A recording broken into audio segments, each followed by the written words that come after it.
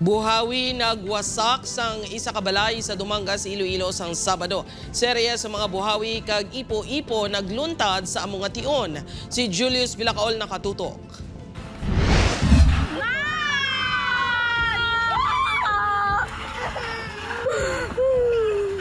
Makita sa sini nga video ang paglinupad sa mga debris kadungan sa pagtuhaw sang buhawi. Mation-tion pa, makita ang pagkawasak sang isa ka balay nga ginigo sini. Nakita ko nga may nagalinupad. Tapos, amo to nga time, naghamban ako sa bana ko nga balik tanay kanday nanay kay do lain na iya. Kasinggit pa ko di sa tiyo ko di nga diri mismo sa balay nga nagubaan nga sing buhawi choy. Nagluntad ang insidente pasado alas 4 Sabado sang hapon sa barangay Patla, Dumangas, Iloilo.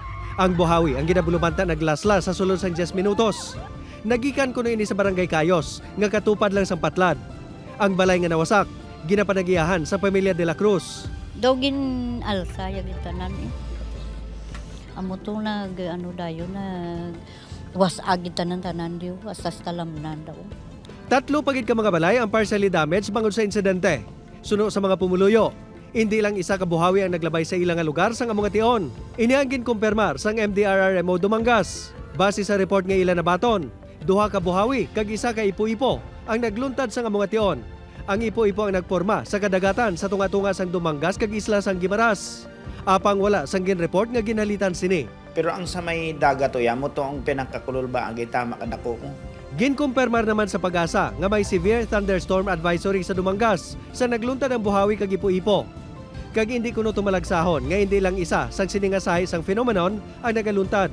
Hangin na siya nga nagasaka sa aton nga kalangitan.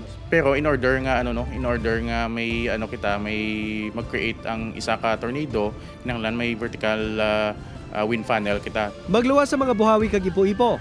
Dapat man kuno magbantay ang mga pumuluyo sang tuman kabaskog nga pagulan kag pagpinangilat sa tion sang severe thunderstorm. Gani panugyan sa Pag-asa, masami nga magmonitor tag sa may thunderstorm advisory sa isa ka lugar. Upod kay Cirilo Rendoque, Julius Villacaol, 1 Western Visayas.